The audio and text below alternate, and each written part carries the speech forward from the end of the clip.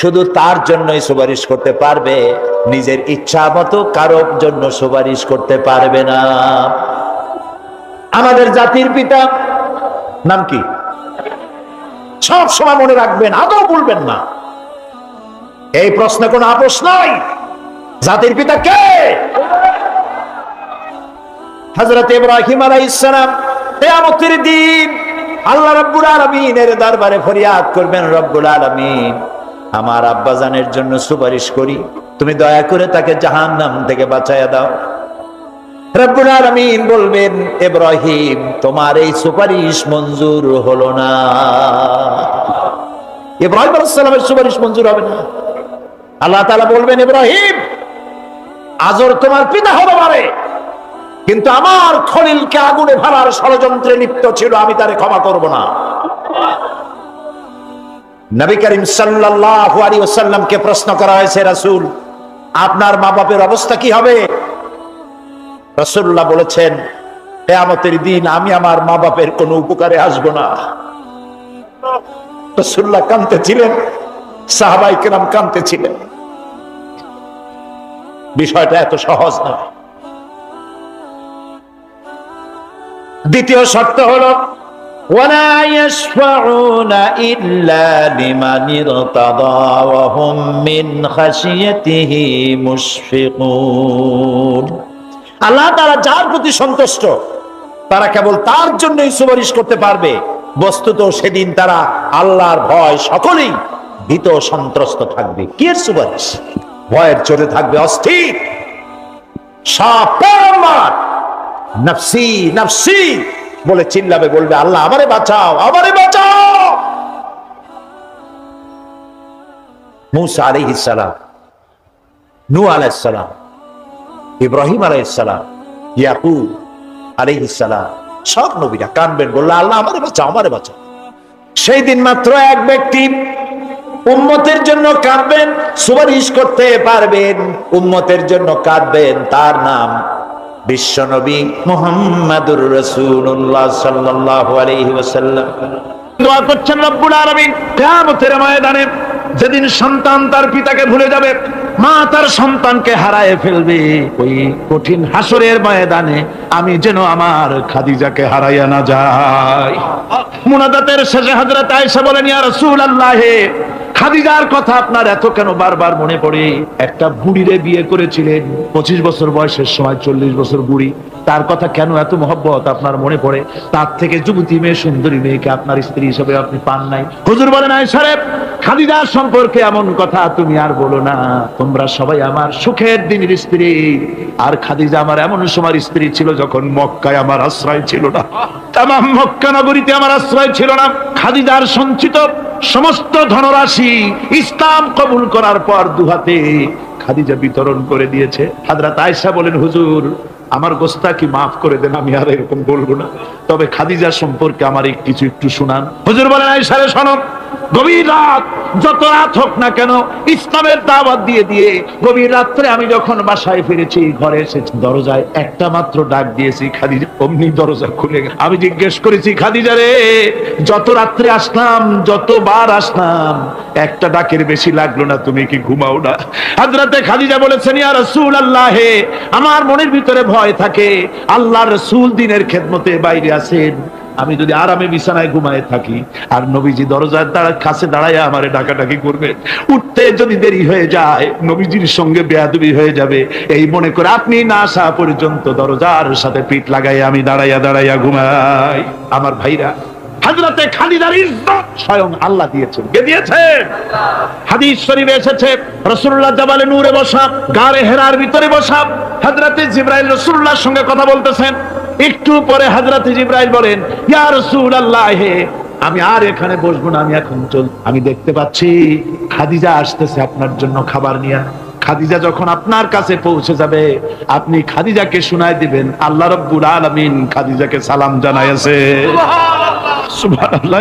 রাসূলুল্লাহর কাছে হযরতে খাদিজা যখন আসলেন, হুজুর বললেন, খাদিজা আজকে তোমার জন্য দারুণ সুখবর। বলে কি? বলে আল্লাহ পাক, জিবরাইল কেবল উঠে গেল আমার কাছ থেকে, জিবরাইল বলে গেল আল্লাহ তোমাকে সালাম বলেছে। হযরত খাদিজা কেঁদে ফেললেন, বললেন, ইয়া রাসূলুল্লাহ, আমার নারী জন্ম সার্থক, আল্লাহ আমাকে সালাম বলেছে, এর জবাব কেমনে দিতে হয় হুজুর আমি তো জানি না, আপনি আমার পক্ষ থেকে আল্লাহর সালাম কিভাবে দেওয়া লাগে আপনি দিয়ে দিন, আমি তো বুঝি না কেমনে আল্লাহর সালামের জবাব। হুজুর বললেন, খাদিজা শুধু আল্লাহ নয়, জিব্রাইলও তোমাকে সালাম বলে গেছে।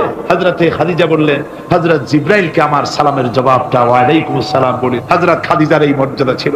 আমার ভাইরা, রাসূল পাক সাল্লাল্লাহু আলাইহি ওয়াসাল্লাম এভাবে মহব্বত করেছেন স্ত্রীদেরকে। সুতরাং স্বামী স্ত্রীর মহব্বত আল্লাহর জান্নাতি নিয়ামত। কি নিয়ামত? যে ঘরের মধ্যে স্বামী স্ত্রীর মধ্যে মিল মহব্বত আছে এটা বেহেশতের মতো, আর যেখানে মিল মহব্বত নাই এটা জাহান্নামের মতো। ঠিক কি? সুতরাং মহব্বত করুন, বেশি বেশি স্যাক্রিফাইস করুন, বেশি বেশি স্যাক্রিফাইস। নারীদের ব্যাপারে বলা হয়েছে, পুরুষকে বলা হয়েছে অধিকার আদায় করো, সব ব্যাপারে সমান অধিকার। কিন্তু নারীকে একটা ব্যাপারে বলা হয়েছে, নারী শোনো, পুরুষের মর্যাদা তোমার চাইতে আল্লাহ রাব্বুল আলামিন বেশি দিয়েছেন। আর রিজালু কাওয়ামুনা আলান নিসা, নারীদের উপরে পুরুষের প্রাধান্য আল্লাহ পাক দান করেছেন। একদিন একজন সাহাবী বলেছিলেন, ইয়া রাসূলুল্লাহ, জংলি উট দেখলাম আপনার পায়ের উপরে সেজদায় পড়ে গেল, আপনি যদি আমাদেরকে অনুমতি দিতেন না আপনাকে আমরা সেজদা করতাম। আল্লাহ নবী বললেন, মানুষ মানুষকে সেজদা করা এ পারমিশন যদি আমি দিতাম তাহলে দুনিয়ার সমস্ত স্ত্রীদেরকে বলতাম তারা যেন তাদের স্বামীকে সেজদা দেয়। স্বামীর মর্যাদা এখানে। সুতরাং অধিকার সমান, কোনো সন্দেহ নাই, কিন্তু স্বামীর একটা আলাদা মর্যাদা আছে, সেই সম্মানও তাকে দিতে হবে। এরপরে এই সমান অধিকারের ভিত্তিতে স্বামী স্ত্রী চলতে থাকে। মাঝখানে আল্লাহ পাক তাদেরকে সন্তান দান করে।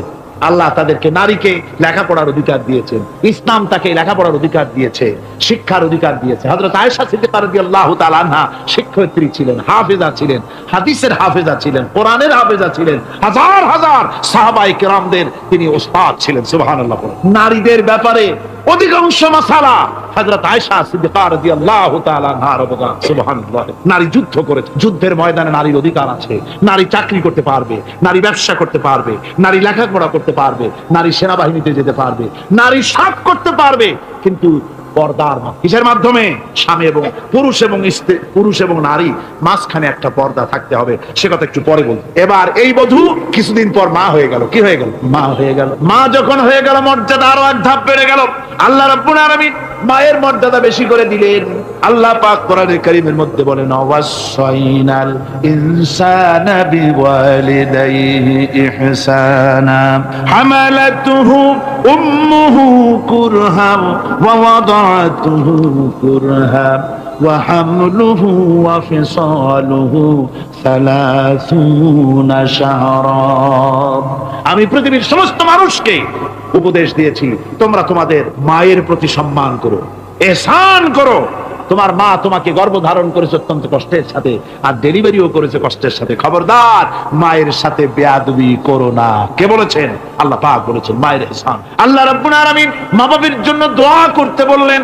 আল্লাহ পাক বলেন, মা বাবার সামনে যেন কখনো মাথায় ঝাঁকি দিয়া চোখটা মোটা করে মা বাবার সঙ্গে কথা বলো না।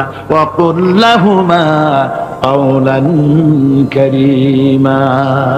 বাবার সঙ্গে যখন কথা বলবে সম্মান সূচক কথা বলবে। আর মা বাবার জন্য আমার কাছে দোয়া কর। কে শিখায়? আল্লাহ। কে শিখান? আল্লাহ বলছেন, বান্দারে তোর মা বাবার জন্য আমার কাছে দোয়া করবি।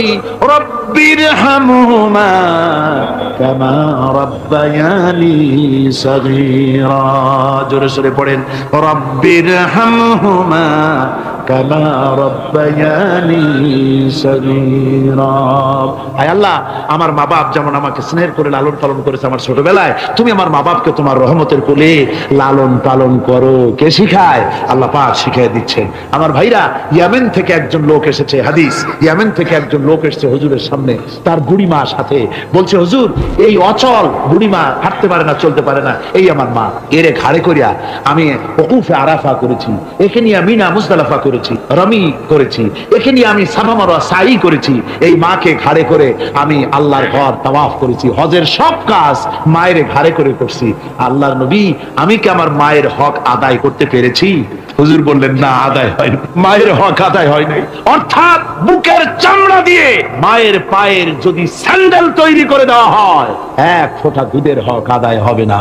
সেই মায়ের সঙ্গে নাফরমানি হচ্ছে, বেয়াদবি হচ্ছে, বইয়ের কথার মতো মায়ের সাথে দুর্ব্যবহার করা হচ্ছে। আমার দেশগুলি হচ্ছে না? হচ্ছে। মা কোথায় পড়ে আছে কোনো খোঁজ নাই, খবর নাই।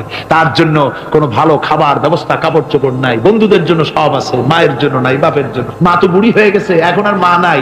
বাপ তো বুড়ো হয়ে গেছে, কামাই করতে পারে না, এখন আর বাপ নাই, এখন হয়ে গেছে বুড়ো, আর মা হয়েছে বুড়ি, আর আব্বা হয়েছে যার মেয়ে বিয়ে করেছে শ্বশুর এখন আব্বা, আর শাশুড়ি হয়েছে আম্মা, মা আর বাপ বাসি হয়ে গেছে, বাপ পড়ে গেছে। আমার বন্ধুগণ শুনে রাখুন, আল্লাহর নবী বলেছেন তিনজনের দোয়া আল্লাহর কাছে অব্যর্থভাবে কবুল হয়ে যায়। মুস্তাজাবুদ দাওয়াত তিনজন, মুসাফিরের দোয়া কবুল হয়, মাজলুমের দোয়া কবুল হয়, আর মা বাপ যদি সন্তানের জন্য দোয়া করে অবশ্যই সে দোয়া আল্লাহর দরবারে মঞ্জুর হয়ে যায়। সুতরাং মা বাপের খেদমত করতে হবে, মহব্বত করতে হবে। আমি মা বোনদের বলতে চাই, আমার মা বোনেরা পর্দার আড়ালে বসে আপনারা যারা ওয়াজ শুনছেন ভালো করে শুনুন, আমরা পুরুষ, আমাদের পায়ের তলে জুতা, পুরুষের পায়ের তলে কি জুতা, আপনারা নারী, আপনাদের পায়ের তলে আল্লাহর জান্নাত। জোরে কোন সুবহানাল্লাহ, জোরে বলেন সুবহানাল্লাহ। ও নারী, ও মহিলা, তোমাদের সম্মান আল্লাহ কোথায় তুলে দিল? পুরুষের পায়ের তলে জুতা, তুমি নারী, তোমার পায়ের তলে আল্লাহর বেহেশত, আল জান্নাতু তাহতা আকদামিহা, মায়ের পায়ের তলে আল্লাহর বেহেশত। সুবহানাল্লাহ পড়েন, সুবহানাল্লাহ পড়েন।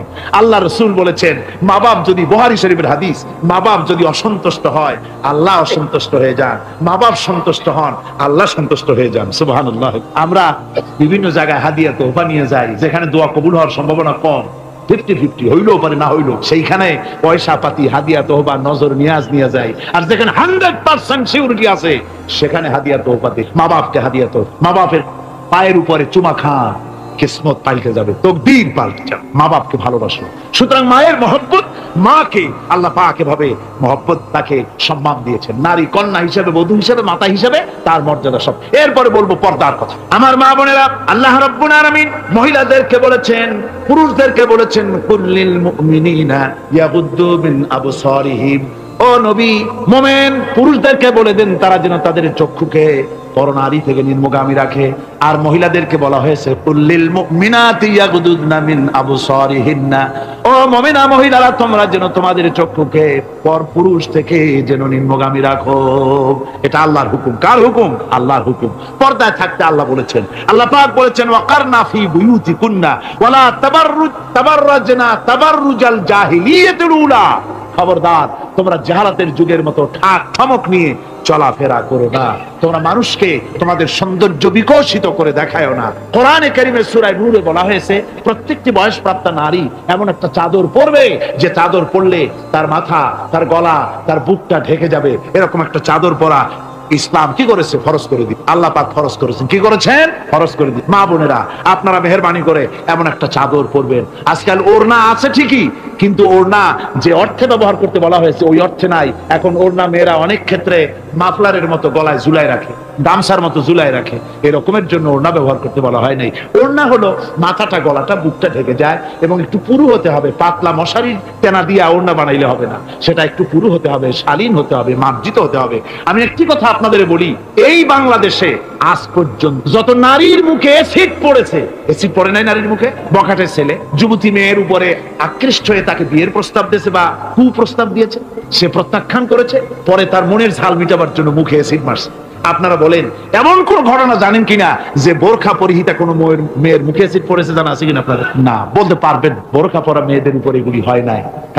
কারণ হলো সে আল্লাহর হুকুম রক্ষা করেছে। যে বোরখা পরেছে, চাদর পরেছে, সে কার হুকুম রক্ষা করেছে? ওই মহিলা আল্লাহর হুকুম রক্ষা করেছে। এবার আল্লাহর দায়িত্ব হয়েছে তার শরীর, তার ইজ্জতকে হেফাজত করা। মেয়েরা যদি ঠোঁটে রং লাগায়া, মাথার চুল খোলা রেখে রাস্তায় ঘুরে, রিকশাওয়ালা পর্যন্ত ডাকে ভাবি সাহেব, দোকানে গেলে দোকানদার কয় আপা, আর যদি বোরখা পরা থাকে যে দেখে সেই কয় খালাম্মা, চাচি আম্মা, সম্মান করে কথা বলে, ঠিক কিনা কর? সুতরাং আমার মা বোনের, আপনাদের সম্মান আপনারা বজায় রাখুন, আপনার মেয়েদের মর্যাদা আপনারা বাড়ান। আপনারা হচ্ছেন হযরতে খাদিজার উত্তরসূরি, সুমাইয়ার উত্তরসূরি, হযরতে খাওলার উত্তরসূরি, হযরতে আয়েশার উত্তরসূরি। এই বাংলার জমিনে আপনাদেরকে জিহাদের ময়দানে আসতে হবে ইনশাআল্লাহ। সবাই বলেন ইনশাআল্লাহ।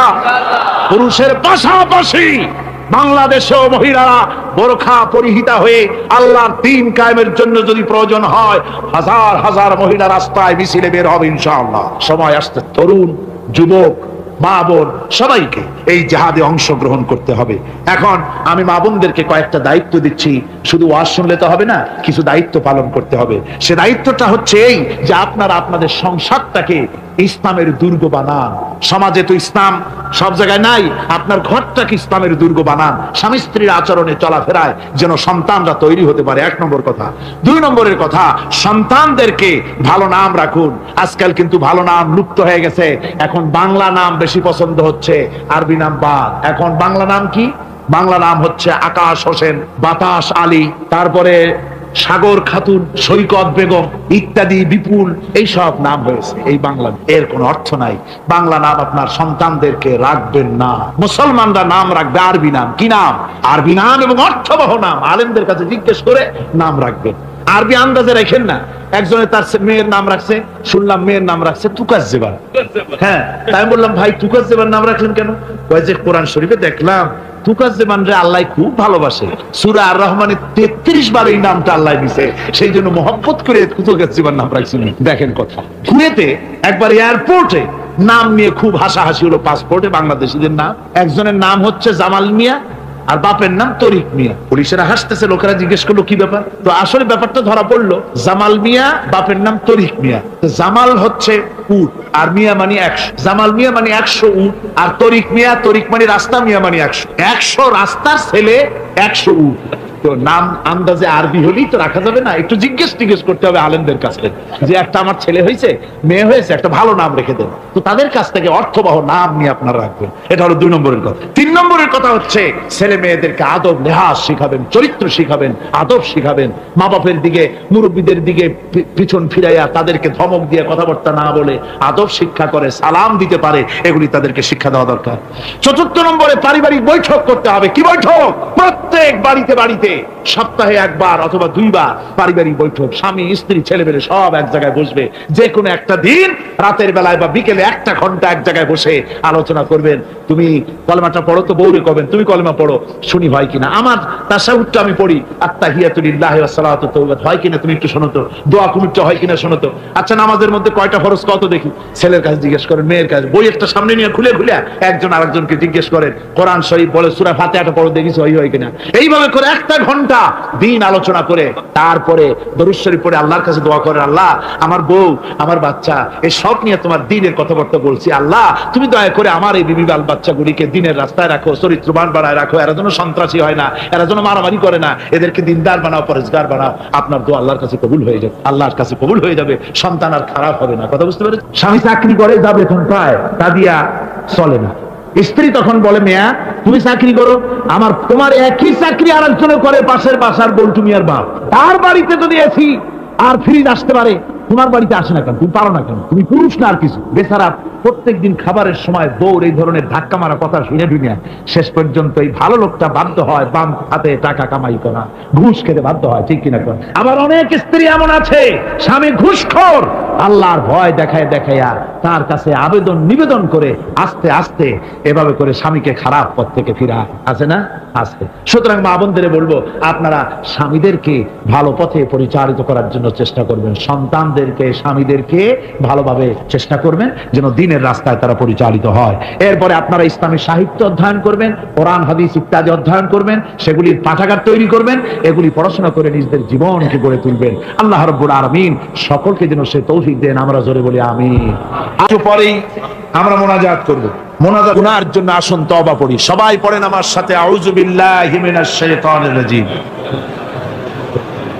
মা বোনেরা আপনারাও আস্তে আস্তে পড়েন, আর আপনারা ভাইরা জোরে পড়েন। বিসমিল্লাহির রহমানির রহিম। আস্তাগফিরুল্লাহ, আস্তাগফিরুল্লাহ, আস্তাগফিরুল্লাহ রব্বি মিন কুল্লি যামবিন ওয়া আতুবু ইলাইহি লা হাওলা ওয়ালা কুওয়াতা ইল্লা বিল্লাহিল আলিয়্যিল আযীম। আয় আল্লাহ তাআলা, আমি আর জীবনে কখনো শরীয়তের ওজর ছাড়া ফরজ নামাজ, ফরজ রোজা ছেড়ে দেব না।